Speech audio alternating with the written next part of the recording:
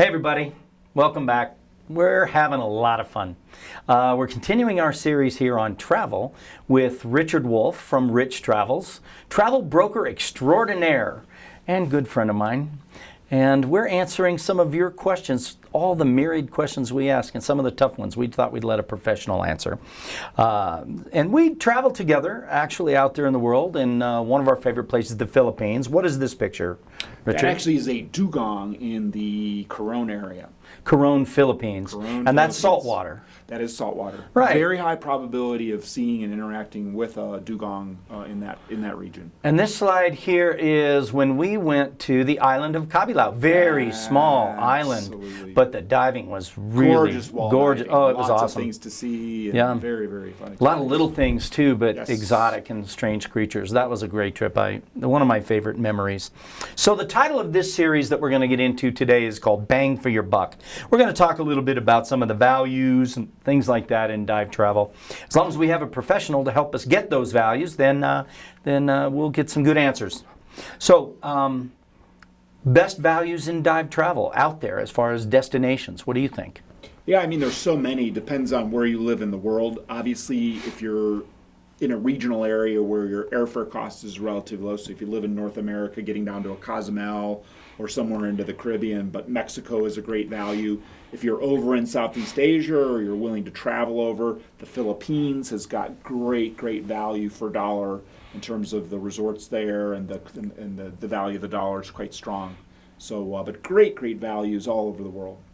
You know, we have a lot of people that ask us this question, and I have to kind of hold my tongue a little bit initially, but how would you answer the question, are cruises good for dive travel? Depends on the type of traveler. So if you're looking for a vacation where you're going on vacation and you want a little bit of dive travel, they can be very good because you get on once, you unpack, and you might go to 3 or 4 or 5 different destinations, and you can have some great diving along with your vacation. My belief is if you're really wanting to go for diving on a dive vacation, you probably will do better to go to the destination and stay at the destination. But it just depends on the type of traveler. And how much diving you're going to do, maybe? And how much diving you're going to do, yeah. Exactly. So here's the next part of that. There are, I don't want to call it a cruise because it's not like a big cruise ship, but you have liveaboard vacations versus resorts. Which would you suggest? Yeah, and again, the wonderful thing is it depends on the traveler, it depends on your mood and what you're doing. If you've never been on a liveaboard boat, and that's where you get on a boat, you unpack once and you do 4 or 5 dives a day, and you have your meals throughout the day, and you're moving around in the liveaboard, you can oftentimes get to areas that the day boats, where you're just going for the day, cannot get to.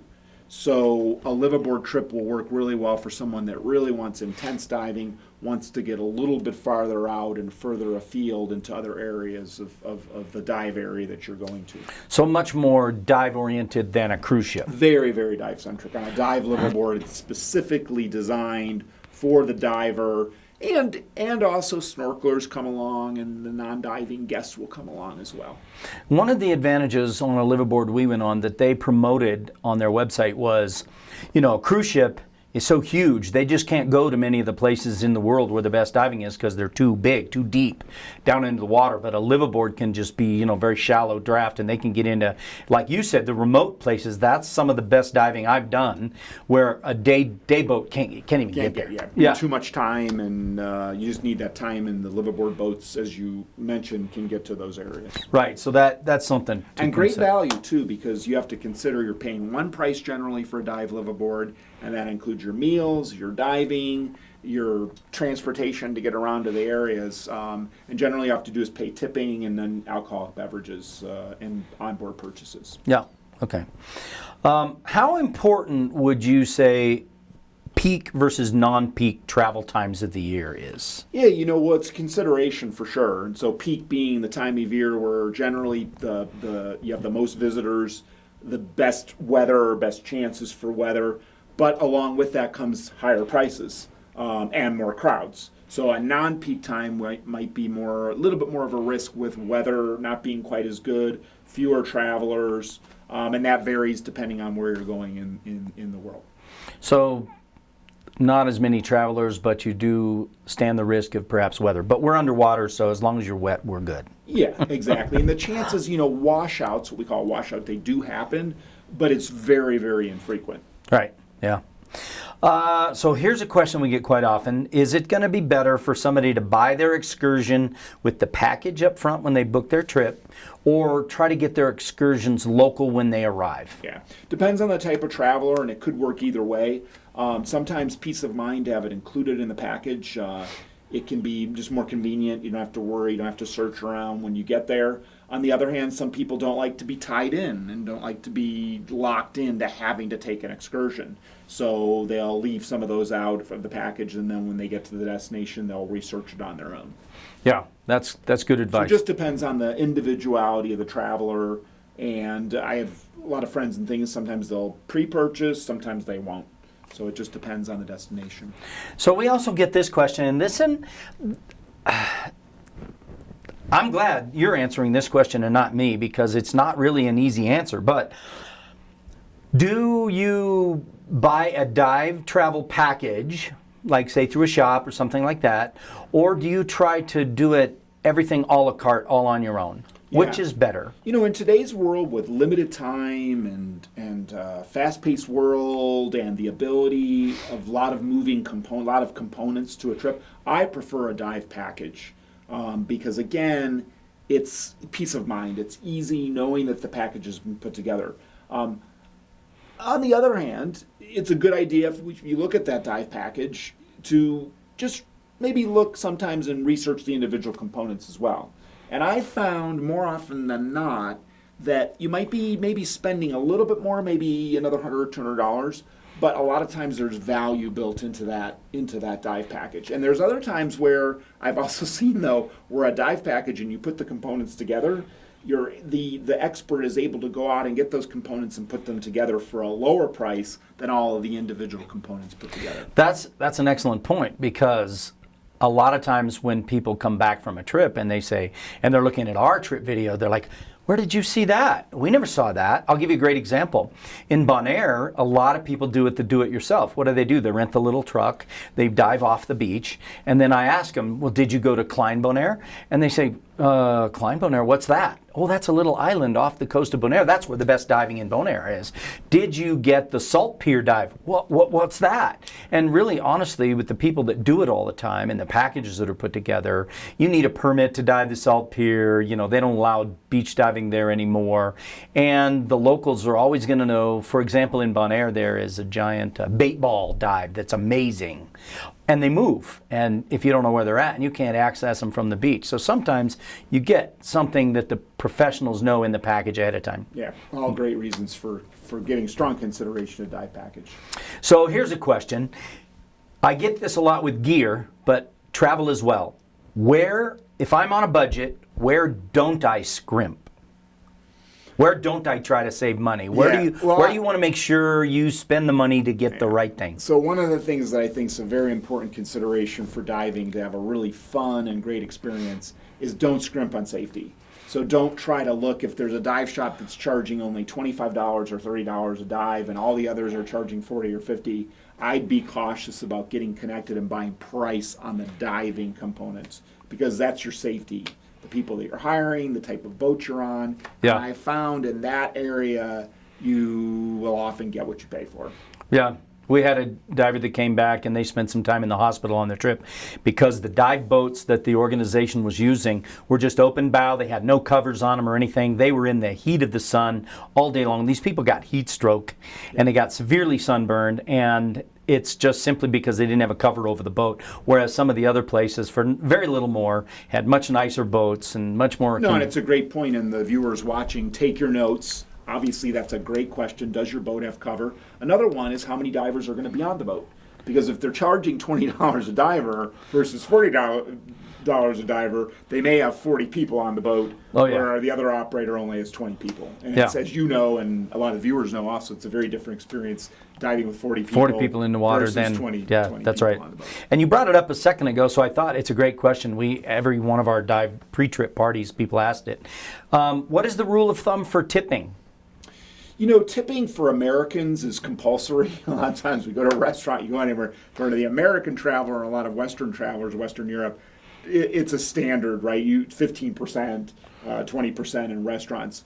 I find with tipping, do as the Romans. So with one caveat. So if you're going to a country where they're really tipping is not a part of the culture, ask and maybe do something non-cash related for the staff or something like that. But the general guideline for most dive travel, at least, is about 10 to 15% of the package cost or of the cost of the service on the boat. So the dive portion of it is you would tip to the dive masters on the boat, the Correct. the So captain. let's say that the dive is the day of diving is $100. I build in $10 to $20 for good standard service, and then spread that around. Find out how they apportion their tips on the boat. I prefer to give gratuities directly to the service providers.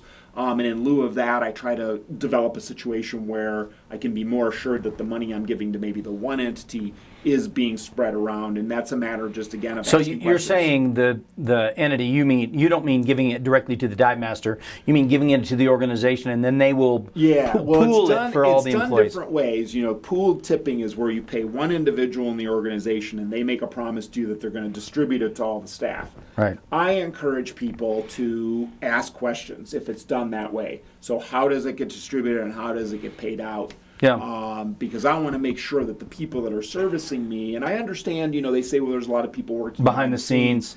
And then another thing is to do, if they have a pooled tipping situation, we'll oftentimes encourage people, okay, give the 10% for the pooled, and maybe another portion, as long as it's not going to create an issue, privately give the money to the other people. And tipping is one of those things where it's challenging because it's, again, very personal, like insurance.